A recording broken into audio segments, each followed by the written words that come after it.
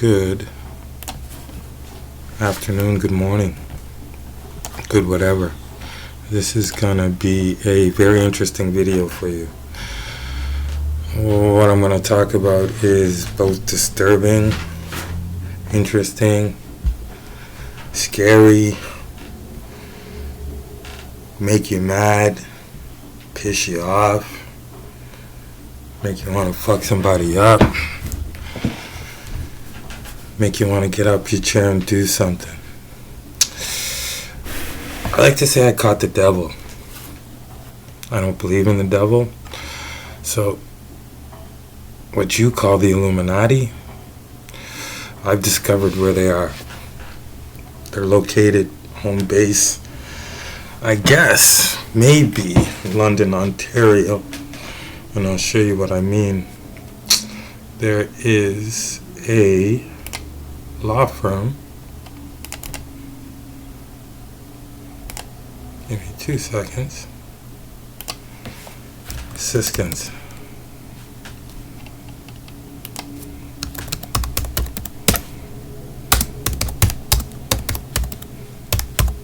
Okay. Siskins. Right here. London, Ontario. Alright. And then you have Borden, Ladner, Gervais, LLP, here in Ottawa. These two law firms are very significant. They deal with a lot of government and police work.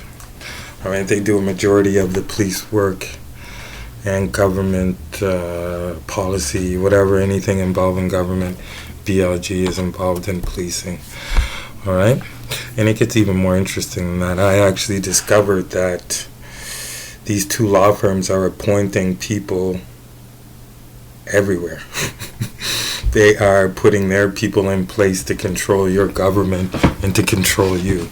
And I'll show you how they're doing it and how I found out. It starts back with this company here that's based out of London. Life Fitness. Alright. Where's the head office? Here we go. 710 Proudfoot Lane, London, Ontario. I don't know if any of you guys get communications that live in Canada from the government. You ever notice a lot of your communication comes out of London, Ontario?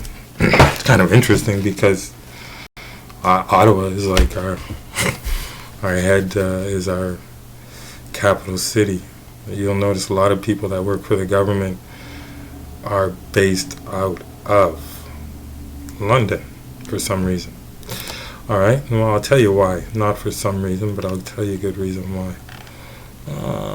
Let's see if we can get the head office of Good Life here first. We'll just go ahead. Boom.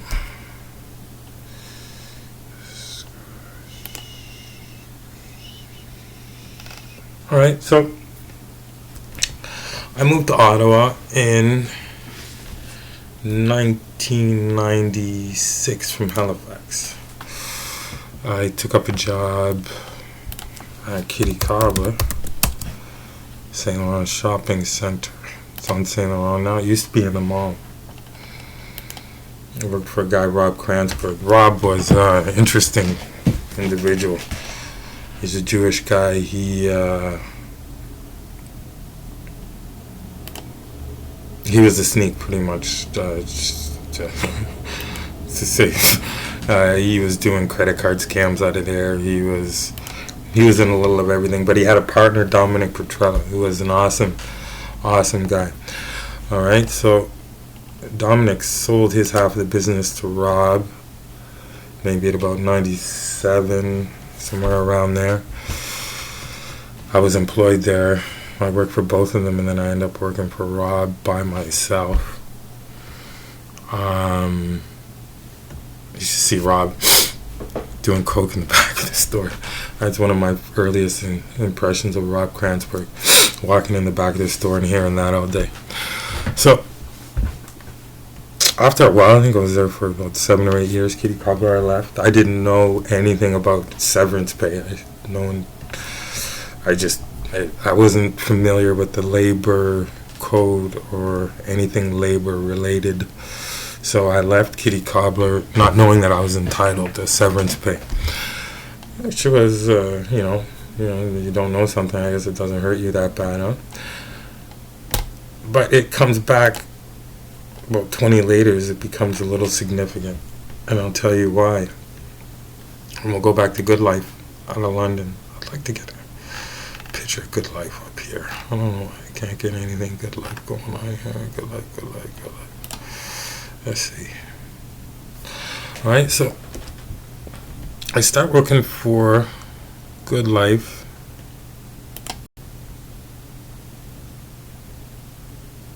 in 2008. How I got to Good Life was through a friend, Ali Harafi. Now, I don't have a Facebook account. Well, I do, but Facebook won't let me log on. And we'll get into all of this after. Okay, so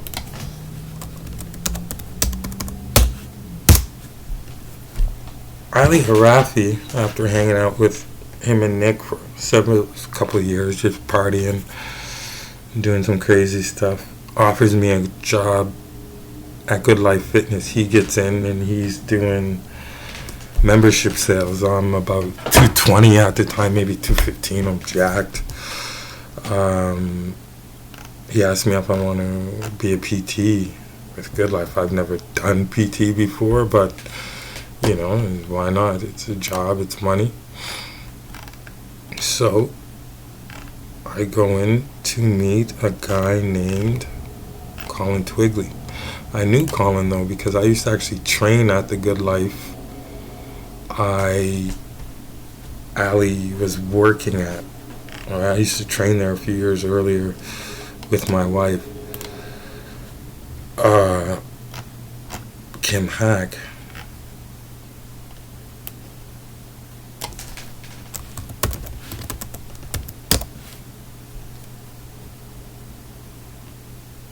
So, Ali gets me an interview with Colin Twigley. Colin, I actually got kicked out of the Good Life by one of the managers earlier for, I don't know, I think I got into an argument with someone upstairs, so I didn't think I was going to get the job at all. So I go in for the interview and I'm thinking, well, this isn't going to work out well. I was just kicked out of this gym. Like, how are they going to hire me? And after 3 interviews, Colin Twigley ends up hiring me. 2008, September. I work for Good Life from 2008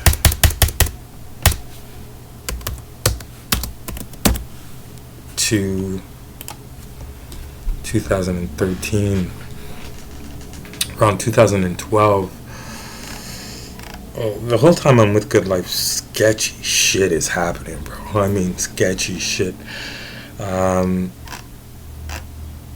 Starts with this Persian girl, Golnush Imadi, and her boyfriend Mo. Golnush starts doing crazy stuff, like, she's first it's with Daryl Monique. She actually ended up moving out to BC. First incident was with Monique. I forget her last name. Monique Eady. Yes, Monique Eady.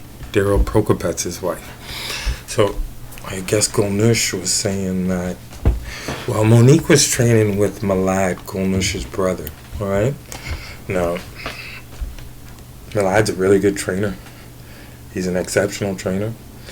But, I'm a really good trainer. And I was like, just happened to be way better looking. And I think Monique just wanted to train with me. I think she was just, just a little flirty type. I just think she just wanted to train with me for some reason. So she asked to transfer from Malad over to me. this didn't go well with Golnish, Malad's brother, because Malad was trying to pick up clients. And so, me being the biggest guy in the gym at the time, I was the attraction and Malad wasn't. And she was trying to build his business first and trying to make sure he got a client base. And his client base is already starting to come over to me. So she didn't like this too much right away. So Monique, she complained. She's paying PT money. She should be able to pay for the trainer I want. They wouldn't let her have me as a trainer. I think Golnish said something like, you just want to like flirt with her, like look at her chest or something stupid like that. Just foolishness. I was like almost married at the time. That was one incident. Another incident, Colin's brother Evan Twigley gets hired in the gym with us, and of course, and there's another priority. All right, so and he needs clients, so he comes in and he starts saying racist comments to us trainers of color. Me and Malad, like stuff like, oh, it's dark at the table, and like me and the guys are sitting down, he'll walk by, oh, it's getting dark in here, he'll just say shit like that. And then one day he commented on a Facebook post.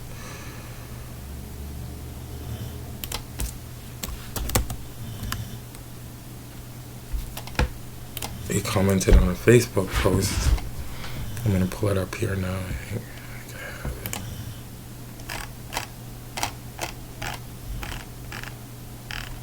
it. Oh, this is a retainer. BLG retainer. I want you to see this. This is key. Engagement and Going Good Life model. We thank you for retaining service. So what happened is this person here, Mandy White. So I'm at Good Life 2008 to 2015. I'm there for 5 years. Anyone that knows employment law in Canada knows that 5 years is a severance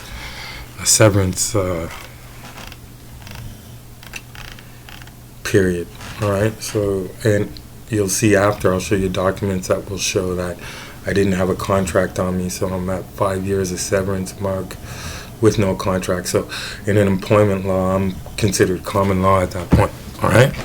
So I'm common law. I think we should just let's leave that open for a sec.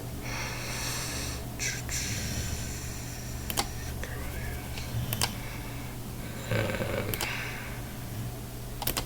shut that. So I'm at the 5-year mark of my employment at Good Life.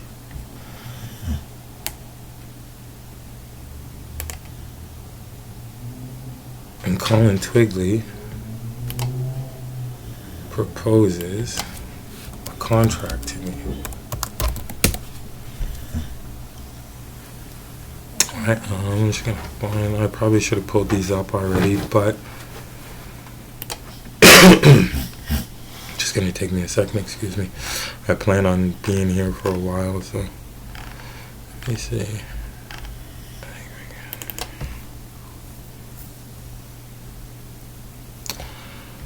I mean, after like just years of just explosiveness at Good Life, and I'll get into it some more. Here's the contract. So here's the contract that was proposed. All right. This letter confirms that effective September 20, 2013, going forward, a decision has been made to change the location for which your role as personal trainer, Good Life Fitness, and Good Life. For further clarification, you'll be transferred to the Ottawa Rideau Center location as of September 23, 2013, per the terms and conditions outlined in the attached employment contract. Obviously, it is your choice whether you will or will not accept this transfer of work location. You will have till 5 p.m. on September 19th, 2013 to review the change and provide a decision. If you decide to accept the change, you must carefully review and sign a copy of the attached employment contract, job profile with confirmation acceptance on the letter by 5 p.m. If you do not accept, Please return the confirmation